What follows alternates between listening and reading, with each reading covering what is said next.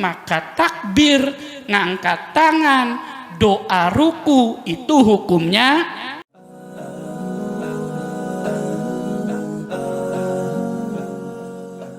Bismillahirrahmanirrahim. Assalamualaikum warahmatullahi wabarakatuh. Alhamdulillah, wassalatu wassalamu ala rasulillah wa ala alihi wa ashabihi wa man ittaba'a hudahu wa walah. Allahumma ij'alna ya Rabb mimman ittaba'a hudar rasul sallallahu alaihi wasallam wa walah. Qulna subhanaka la ilma lana illa ma 'allamtana innaka antal alimul hakim. Wa la hawla wa la quwwata illa billahil aliyyil azim. Rabbana shrah lana sudurana wa yassir lana umurana wahlul 'uqdatam min lisani yafqahu qawli. Allahumma faqihna fid din wa 'allimna at-ta'wil. Allahumma ij'alna minal ladzina yastami'una al-qawla fayattabi'una ahsanah. Allahumma arinal haqqa haqqan warzuqna ittiba'ah wa arinal batila batilan warzuqna ijtinabah. Amma ba'd, bapak-bapak jamaah salat maghrib rahimani wa rahimakumullah. Mudah-mudahan hadirnya kita ke tempat mulia ini, ke Masjid Al-Ikhlas ini, melaksanakan sholat maghrib, sama-sama belajar fikih ya Pak. Dan insya Allah nanti sama-sama sholat isya berjamaah, datangnya membawa keberkahan buat kita, keberkahan di dunia juga pahala di akhirat.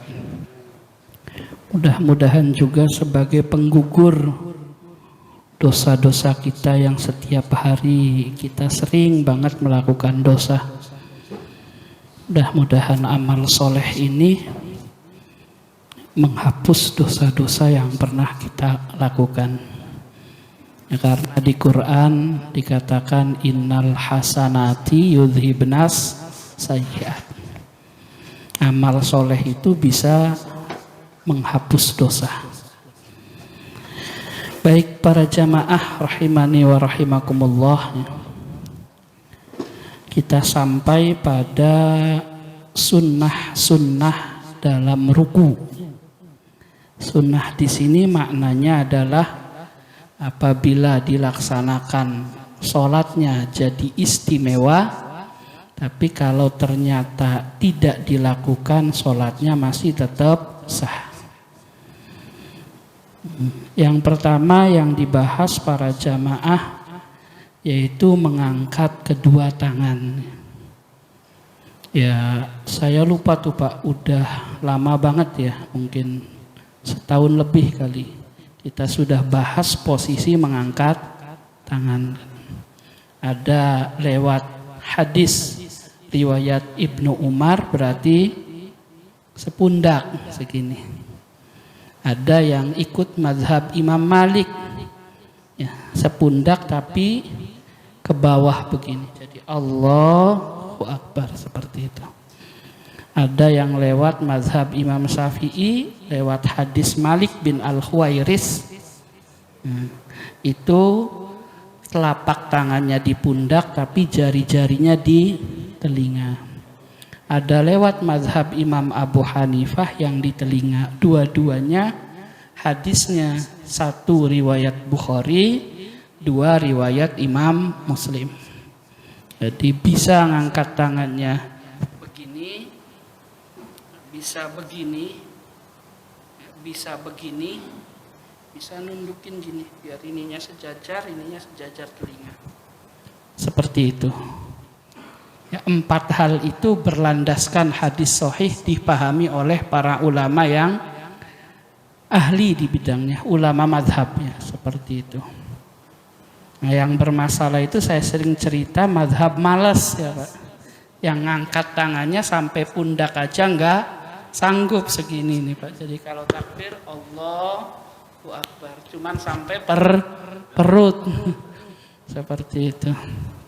Jadi mau sepundak, mau setelinga nggak apa-apa. Nah, yang bermasalah kalau sampai perut, itu pun sholatnya tetap sah. Seperti itu. Nah, ngangkat tangan ini ada di 4 tempat Pak. 1 di takbiratul ihram, di takbir pertama. Yang kedua ketika hendak ruku. Nah, ini yang mau dibahas. Nanti yang ketiga ketika mau i'tidal, dan yang terakhir setelah tahiyat awal. Seperti itu. Yang hendak ruku, ada kitab namanya Majmu' Syarhil Muhadzab, karyanya Imam Nawawi. Juga ada kitab namanya Mughni, karyanya Imam Ibnu Qudamah. Juga ada kitab namanya Hasyah Ibnu Abidin, karyanya Imam Ibnu Abidin. Kalau Majmu' itu salah satu kitab induk mazhab Imam Syafi'i. Kalau Mughni salah satu kitab induk mazhab Imam Ahmad Ibnu Hambal. Kalau Hasyah Ibnu Abidin salah satu kitab induk kitab mazhab Malik. Di mazhab Syafi'i, di mazhab Maliki, di mazhab Hambali, ngangkat tangan itu ketika mau ruku hukumnya sunnah. Caranya ketika mau ruku itu bab takbirnya ya, maaf salah. Nah, ngangkat tangannya ketika mau ruku. Jadi Allah sambil takbir ya Pak. Takbirnya bukan ketika ruku. Nanti ada bab takbirnya itu. Kadang kita itu salah paham Pak ya. Contoh misalkan ada gini nih para jamaah, takbirnya ketika sedekap, bukan ketika ngangkat tangan. Jadi gini, angkat tangan dulu, terus pas gini baru bilang Allahu Akbar. Nah itu salah. Kenapa salah? Ya tapi nggak membatalin sholat.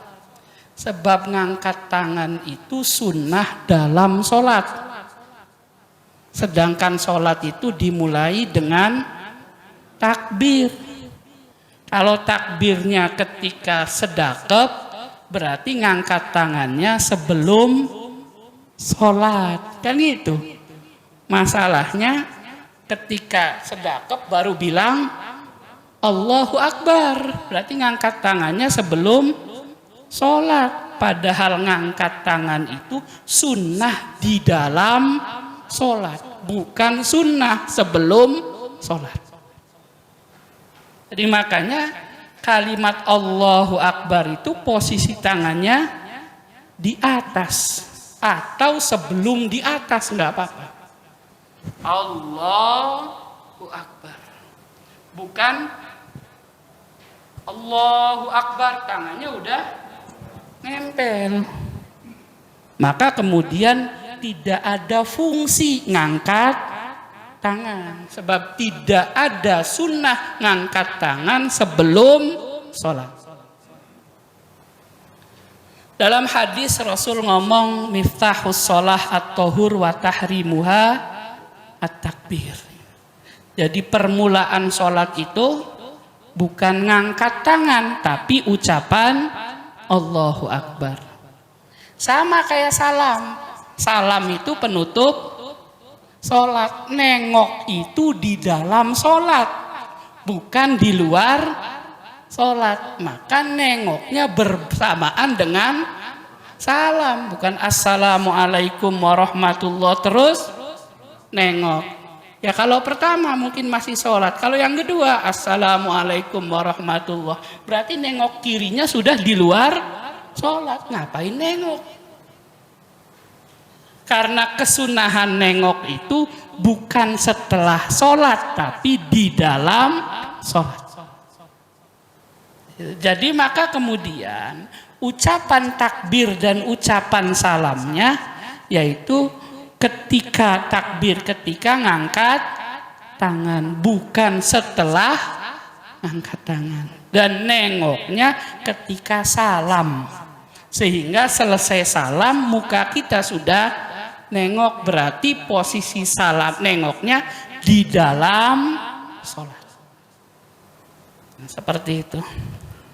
Nah, dari sini ketika ruku ya takbirnya pun ketika ngangkat tangan, Allahu Akbar, terus sambil ruku.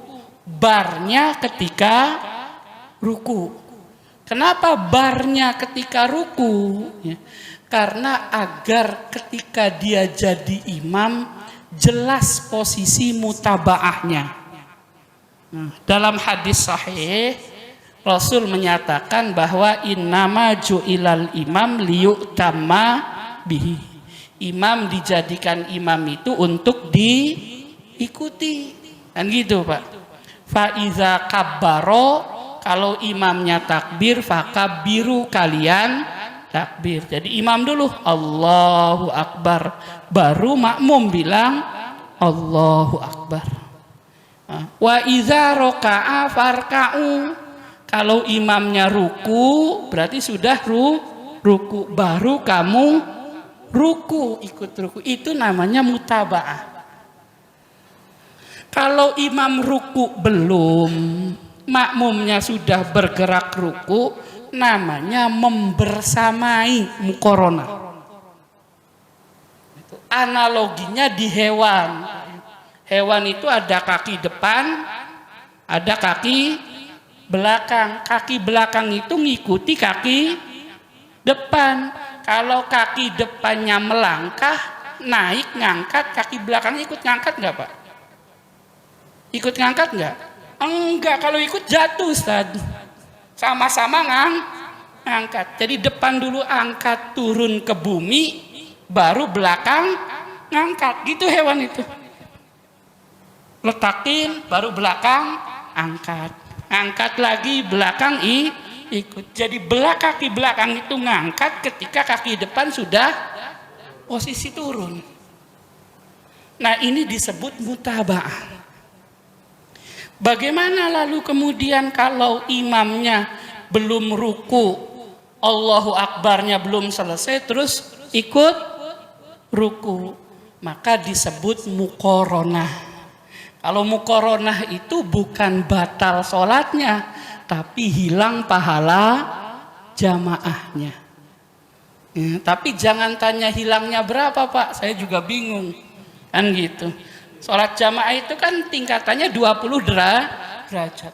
Kalau yang membersamai ruku aja berarti hilangnya 3 apa 4 tuh, nggak tahu saya juga hilangnya berapa. Yang penting mukoronah itu penyebab hilangnya pahala berjamaah, kata para ulama, bukan pembatal sholat.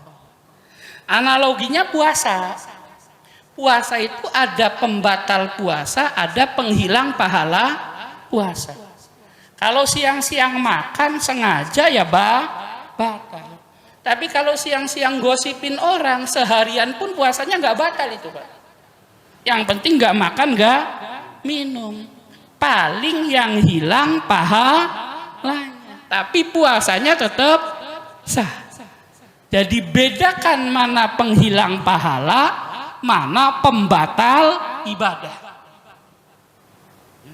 Nah, agar tidak hilang pahalanya, maka salah satu kesunahannya takbirnya, selesai takbir posisi kita sudah ruku. Selesai tasmi sami Allahu liman hamidah, kita sudah berdiri. Mulainya dari ngangkat, agar makmum ketika mendengar baru dia ngangkat. Tapi kalau imamnya Allahu Akbar tapi baru gerak, disangka makmumnya udah selesai, padahal rukunya belum sempurna.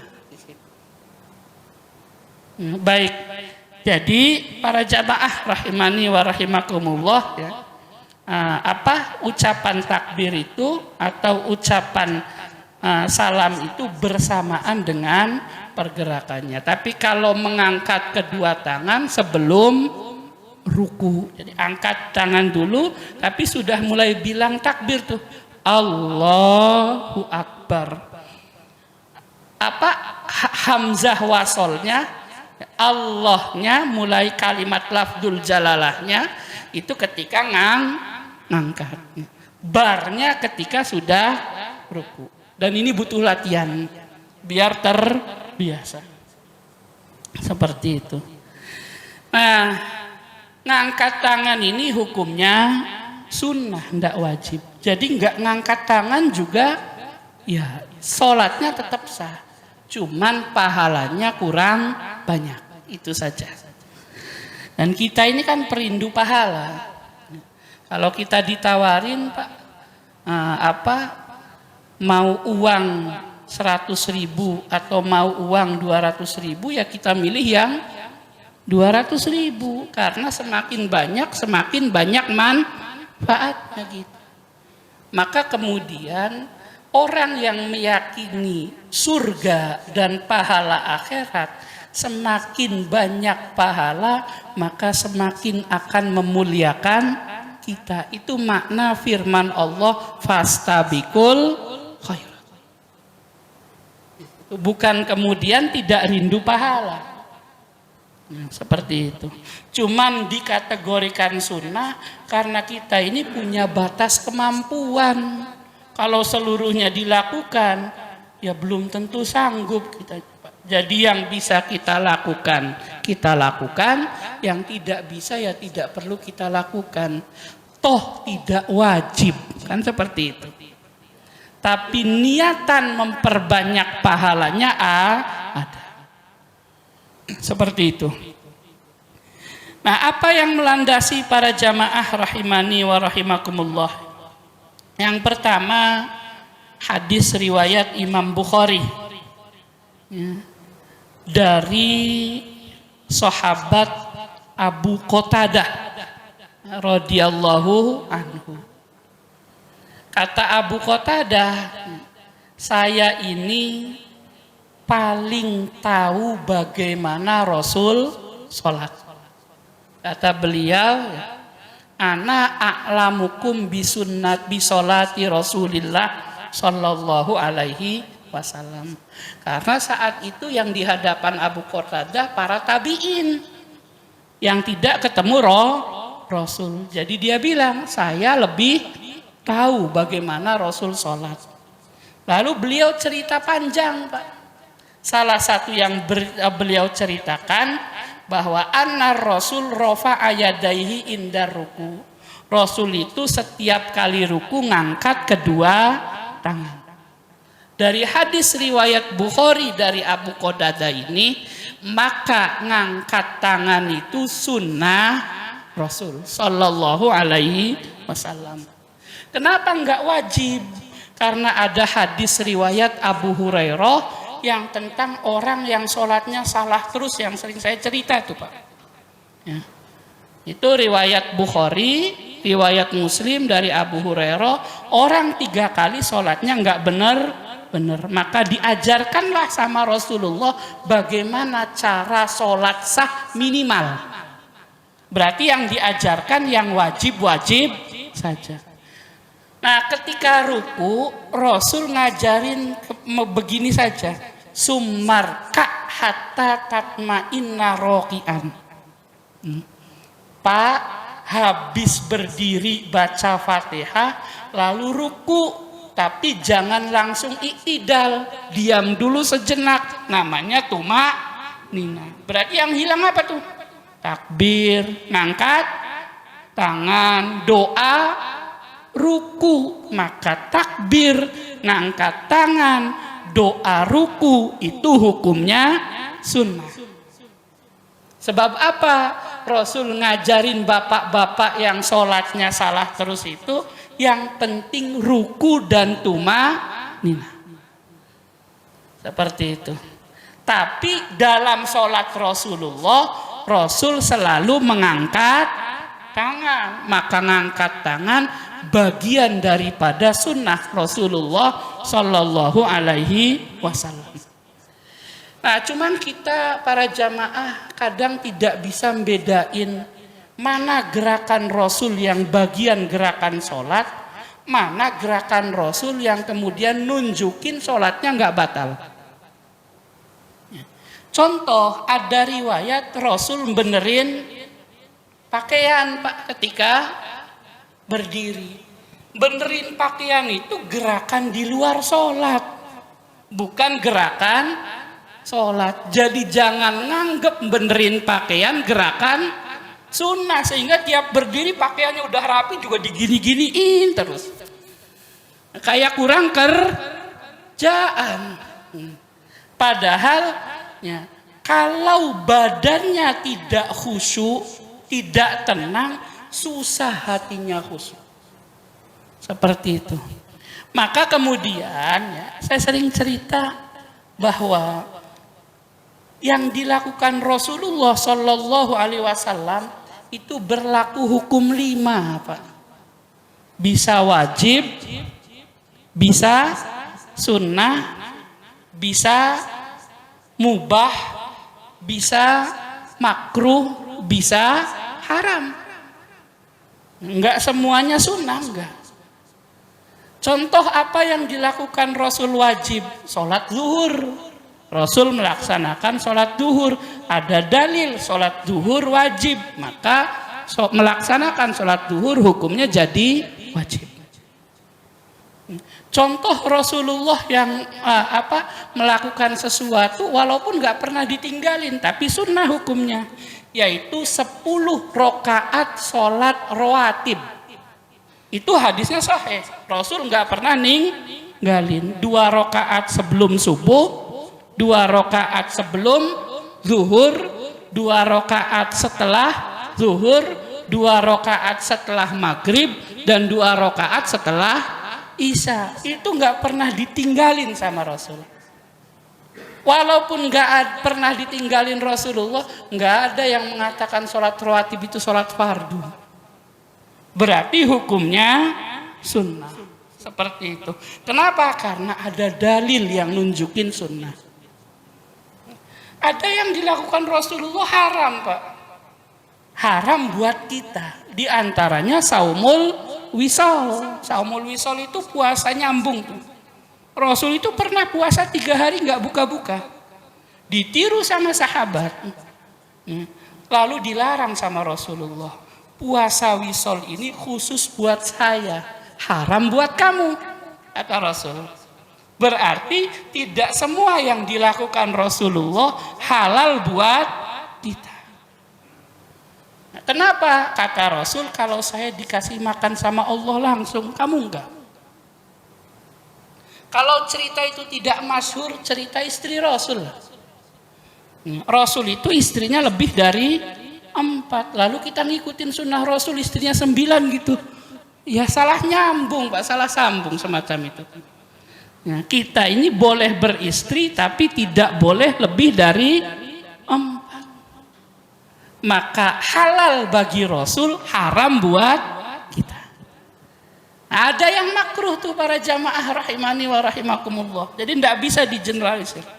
Saya tuh pernah ditanya salah satu mahasiswa saya, Pak, Ustadz, minum air zam-zam itu sunnahnya berdiri ya? Kaget saya. Loh kenapa? Kan ada hadisnya Rasul minum air zam-zam berdiri. Nah, model kayak gini nih, Pak, yang salah pahamnya. Jadi dianggapnya setiap yang dilakukan Rasul sunnah.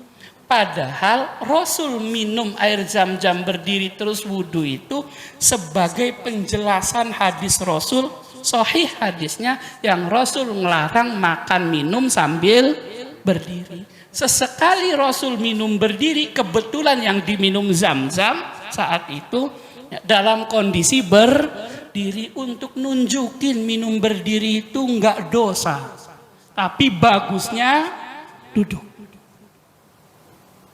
Maka di lain waktu Rasulullah yang lainnya lebih banyak minum air zam-zam sambil duduk. Jadi melakukannya Rasulullah bukan menunjukkan sunnah, tapi menunjukkan bahwa larangan Rasulullah tidak sampai derajat dosa. Buktinya apa? Dilakukan Rasul. Seperti itu. Sama kayak kencing berdiri. Nah, kencing berdiri itu kan hukumnya makruh, tapi sedihnya kadang yang ngajarin masjid, Ustaz. Ya, kamu kok biasa kencing berdiri? Iya, soalnya di masjid biasa kencing berdiri. Masjidnya ngikut mazhab mall tuh. Ya, ada apa tuh namanya buat kencing berdiri tuh, Pak?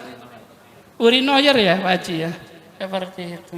Jadi karena di masjid ada kencing berdiri, maka timbul pemikiran kencing berdiri bagus, kan gitu. Di mana-mana kencingnya berdiri, jadi masalah kan itu seperti itu. Ya walaupun nggak dosa sih kencing berdiri. Hadisnya Rasul pernah kencing berdiri di semak, terus kemudian mikirnya, oh berarti kalau di semak-semak sunnahnya berdiri, kan gak nyambung. Jadi kencing berdirinya Rasulullah itu untuk nunjukin kencing duduk itu nggak wajib, sehingga kalau kencing berdiri pun nggak dosa, tapi kurang istimewa, seperti itu. Nah sama di sholat itu, ada gerakan Rasul yang bagian sholat, ada gerakan Rasul yang bukan bagian sholat, untuk nunjukin nggak batal. Salah satunya benerin baju, sehingga dianggap benerin baju itu sunnah Rasulullah.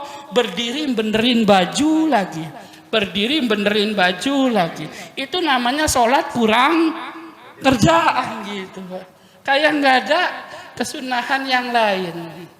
Nah tapi kalau ngangkat tangan bagian daripada sunnah sholat, seperti itu.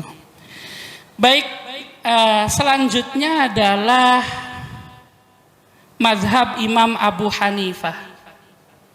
Di mazhab Imam Abu Hanifah ngangkat tangan itu hanya di takbiratul ihram, selainnya makruh.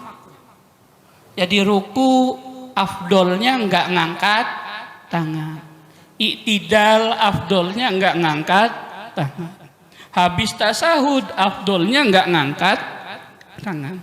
Ini diungkap oleh Imam Kasani dalam kitab Bada'i'us Shana'i. Apa yang melandasi mazhab Imam Abu Hanifah ya, yaitu hadis sahih riwayat Imam At-Tirmidzi dari Abdullah bin Mas'ud radhiyallahu anhu ya. Kata Abdullah bin Mas'ud, la usolliyanna bikum salata Rasulillah sallallahu alaihi wasallam. Pakai sungguh biar dipercaya. Kata Abdullah bin Mas'ud, sungguh saya akan ngimami sholat kalian dengan gaya sholat Rasulullah sallallahu alaihi wasallam. Apa yang dilakukan Ibnu Mas'ud?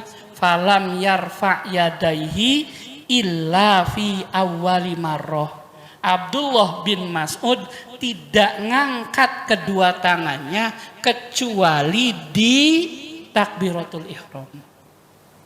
Maka di sini mazhab Imam Abu Hanifah ikut mazhabnya Abdullah bin Mas'ud yang beliau meyakinkan ini sholat Rasulullah sallallahu alaihi wasallam yang tidak mengangkat tangan ketika ruku. Jadi kalau kita ngangkat tangan ikut jumhur, hadisnya riwayat Imam Bukhari dari Abu Qatadah. Kalau tidak ngangkat tangan ikut mazhab Imam Abu Hanifah, hadisnya riwayat Imam At-Tirmidzi dari Abdullah bin Mas'ud. Seperti itu. Tapi dua-duanya menyatakan bahwa yang mazhab Imam Abu Hanifah ngangkat tangan nggak batal, yang mazhab jumhur nggak ngangkat tangan juga nggak batal, cuman beda keistimewaan. Jadi jangan gara-gara ngangkat tangan terus kemudian nggak mau sholat jamaah, seperti itu. Itu yang kemudian ya jadi masalah buat kita seperti itu. Ya mau ngangkat tangan imamnya, mau enggak apa-apa lah. Seperti itu, mau pakai bismillah keras, mau pelan, mau enggak baca bismillah, ya enggak apa-apa. Kan seperti itu. Itu hanya wilayah perbedaan. Nah, para jamaah rahimani wa rahimakumullah ya. Selanjutnya yang sunnah mengucapkan Allahu Akbar. Namanya takbir intikol. Kalau yang pertama namanya takbiratul ihram. Ya, kenapa disebut takbirul intikol? Takbir itu ucapan Allahu Akbar. Ya. Intikol itu perpindahan gerakan. Jadi setiap perpindahan itu ya, pemisahnya sunnah ngucapin Allahu Akbar, kecuali pindah ke iktidal sehabis ruku, maka ucapannya bukan takbir Pak, tapi ucapannya tasmi, sami Allahu liman hamidah.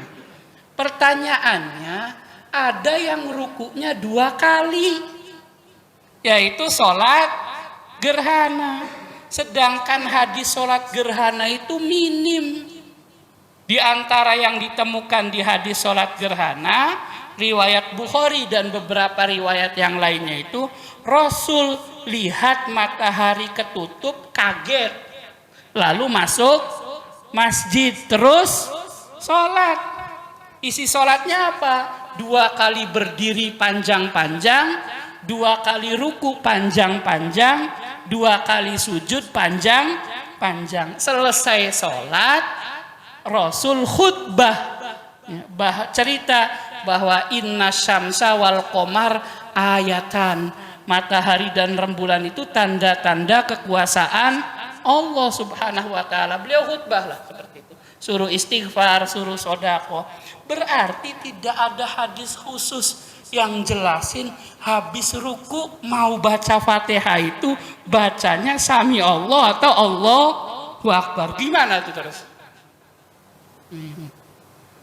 Kalau bilang sami Allahu liman hamidah, habis sami Allah bukan Rabbana walakal hamd, tapi Bismillahirrahmanirrahim. Mau bilang Allahu Akbar ya aneh aja, habis ruku Allahu Akbar, kan gitu. Maka ulama itu kemudian ada yang beratin rukunya Pak, ada yang beratin iktidalnya. Kalau yang beratin rukunya, beratin berdirinya, Fatihahnya. Kalau yang beratin rukunya, berarti habis ruku pertama bilangnya sami Allahu liman hamidah, lalu baca Fatihah lagi. Tapi kalau beratin Fatihahnya, habis ruku baca Allahu Akbar. Tapi jangan nanya itu Rasulnya bagaimana, nggak nemu soalnya.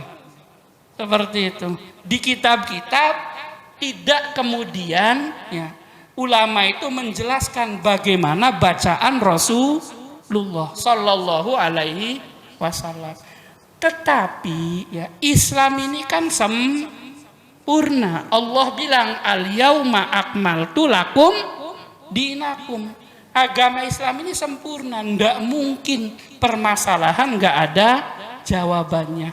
Maka kemudian bacaan Allahu Akbar dan bacaan sami Allahu liman hamidah itu bukan lewat jalur hadis, tapi lewat jalur qiyas.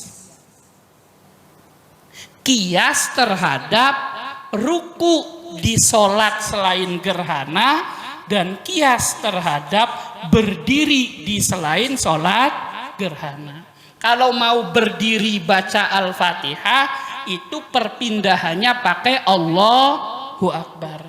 Tapi kalau habis ruku mau iktidal perpindahannya pakai sami Allahu liman hamidah. Yang beratin berdirinya pakai Allahu Akbar. Yang beratin rukunya pakai sami Allahu liman hamidah. Di sini pakai apa tuh Ustaz? Nggak pernah sholat gerhana Pak Haji? Lupa mungkin ya. Ngikutin imam saja ya. Nah, jadi dua-duanya ya pengetahuan ya Pak. Kalau tiba-tiba imamnya Sami Allahu liman hamidah baca Fatihah lagi ya nggak apa-apa. Seperti itu. Kalau imamnya Allahu Akbar baca Fatihah lagi juga nggak masalah. Seperti itu. Tapi permasalahan ini insya Allah nggak viral sih. Nggak seviral kunut gitu ya Ustaz. Yang viral itu kan kunut, zikir jama'i gitu-gitu aja sebenarnya. Padahal banyak yang lain juga yang perbedaannya itu tajam. Tapi karena kemudian sesekali kan sholat gerhana itu seperti itu, sehingga kemudian orang nggak ngeributin itu. Seperti itu. Bahkan dianggapnya masa bodoh gitu kan Ustaz. Mau Allahu Akbar, mau Sami Allahu liman hamidah, nggak curiga tuh. Tapi kalau kunut nggak kunut curiga. Wah kunut mazhabnya si A nih kan gitu. Nah, besok jangan dijadikan imam lagi deh kan gitu.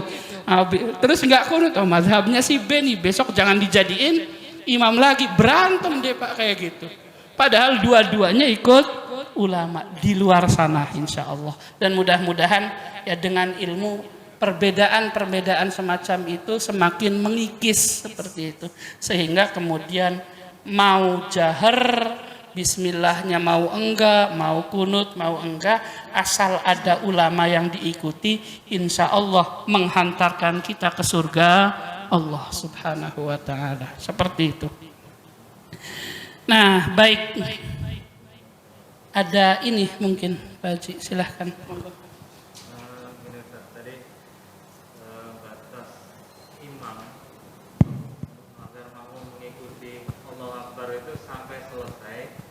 Baru makmum mengikuti bergerak.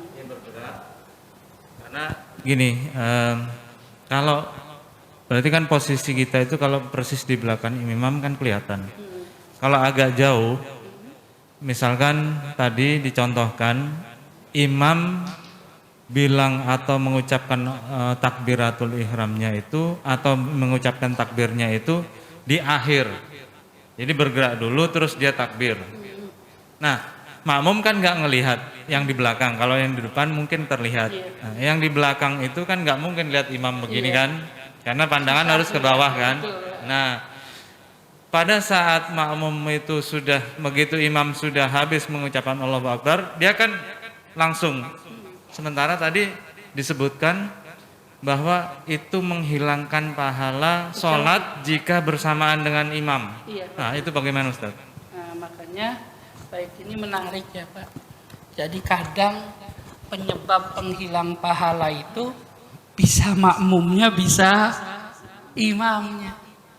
Oleh karena itu kemudian kalau jadi makmum dan imamnya nggak tahu mau dijadikan imam, kita kasih isyarat kan. Entah ditepuk kan gitu.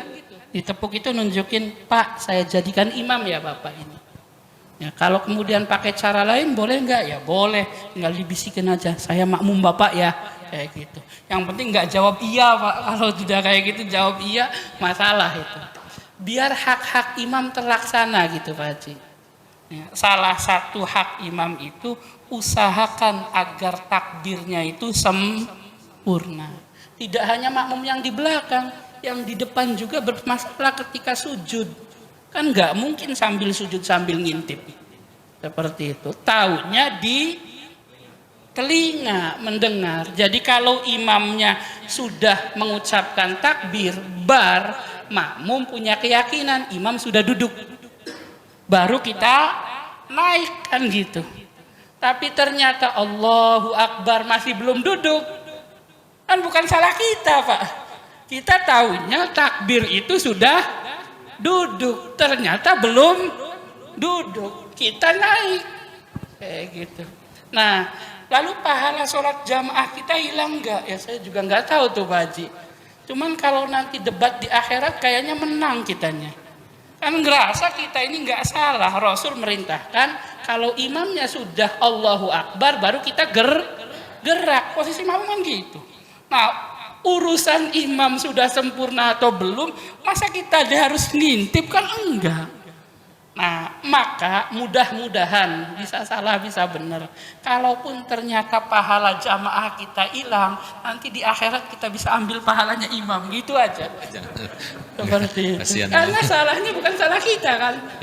Salah imam, dan Allah Maha adil. Setiap hukum itu akan diputuskan adil di hari kiamat. Seperti itu.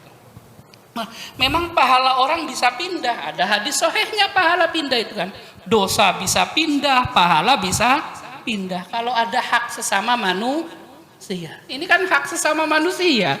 Gara-gara salah dia kita jadi tidak ngikutin, membersamai seperti itu. Maka jadi imam itu Allah kasih pahala besar yang luar biasa. Ada riwayat hadis itu. Wal imamu ya domin. Jadi imam itu hitung aja paha makmumnya berapa tuh Pak. Kalau makmumnya 100, imamnya 1 kali 27 dapat berapa tuh imam? Enak kan? Seperti itu. Pahalanya banyak. Sebab pahala makmum imam dapat seperti itu. Wal makmum mu'taman. Tapi kalau imamnya bermasalah kan dosa makmum dia tanggung imam. Jadi lumayan juga itu. Setiap yang dapatnya besar, resikonya besar. Maka tahu dirilah, sanggup nggak melaksanakannya. Kalau tidak sanggup nekat, niatnya nyari pahala malah jadi dosa. Mending dosa sendiri. Dosa orang kita bawa-bawa. Dosa sendiri aja banyak, nanggung dosa orang. Seperti itu. Jadi persiapkanlah kiroahnya, bacaannya, dan persiapkanlah fikihnya sebelum jadi imam. Seperti itu. Jangan modal nekat. Hukum dunia kan kayak gitu. Supir nggak ahli, nggak punya SIM, nabrak. Ada yang meninggal, yang disalahin siapa? Supirnya. Padahal yang meninggal saudaranya sendiri. Jadi kita ini nanggung orang yang ada di belakang kita. Suami itu nanggung amalnya istri. Maka firman Allahnya bukan ku anfusakum naro, tapi ku anfusakum wa ahlikum. Yang mesti kita jaga itu nggak boleh egois, nggak hanya diri kita, tapi istri dan anak kita. Maka ada hadis sahih, farrajulu mas'ulun an ahli baiti. Besok di hari kiamat setiap laki-laki yang menjadi qawwam, yang punya qawwamah, yang punya tanggung jawab istri dan anak, tidak hanya ditanya amal dia, tapi juga ditanya amal istri dan anak-anak. Seperti itu. Jadi kita ini Pak, para bapak-bapak ini nggak bisa masuk surga sendirian, harus ngajak rombongan. Seperti itu. Jadi wallahu a'lam ya Pak Haji. Jadi bisa kemudian mudah-mudahan ya, karena bukan kesalahan kita, sholat berjamaah kita pahalanya tetap utuh, sebab salahnya imam. Gitu, seperti itu. Kalau ternyata tidak utuh, ya kita tuntut besok di akhirat. Gitu aja, selesai. Baik, ada lagi mungkin? Baik, silahkan. Wallahu a'lam. Oh, silakan.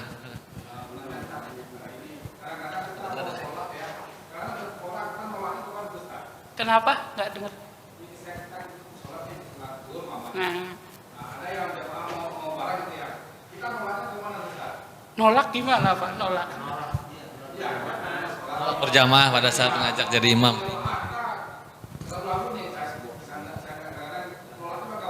Yang nggak perlu ditolak Pak, itu nasib namanya. Nasib. Mau nggak mau jadi imam ya? Nggak boleh habis sholat. Ilmu dari mana itu Pak?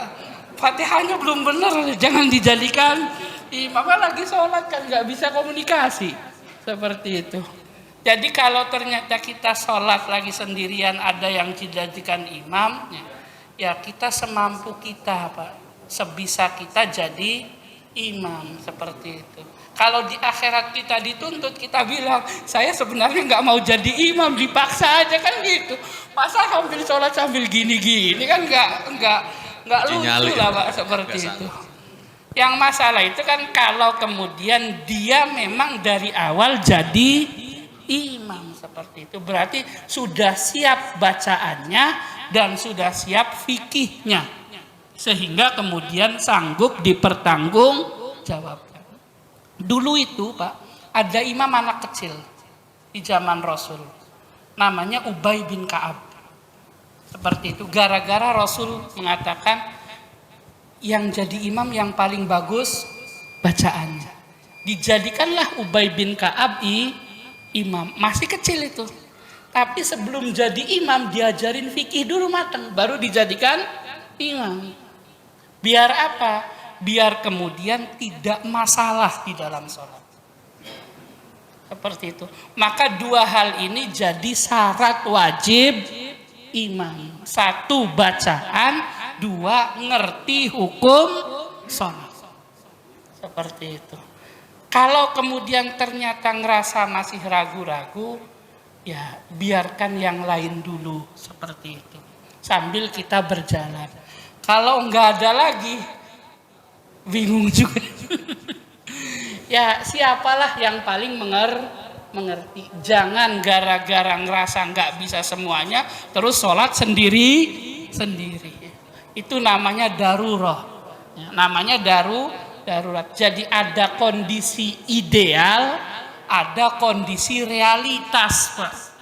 Nah, idealnya yang jadi imam, yang ngerti fikih, yang bacaannya bagus. Realitasnya nggak ada, ya maju jadi imam kan gitu. Namanya juga darurat. Ya. Maka darurat itu insya Allah akan menghapus kesalahan-kesalahan yang terdapat pada hal yang tidak darurat. Jangankan yang masih samar, yang jelas-jelas haram aja jadi halal karena daruratnya. Contohnya makan bangkai. Maka makan bangkai ini jadi halal kalau ternyata memang darurat. Kalau tidak makan jadi meninggal.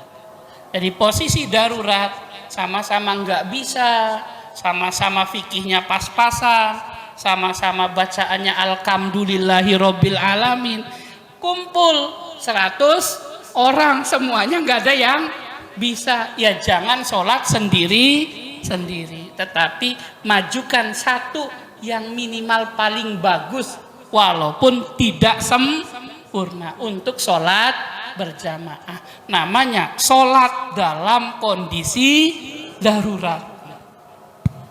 Tapi di sini mah insya Allah ya Pak, banyak orang yang ahli seperti itu.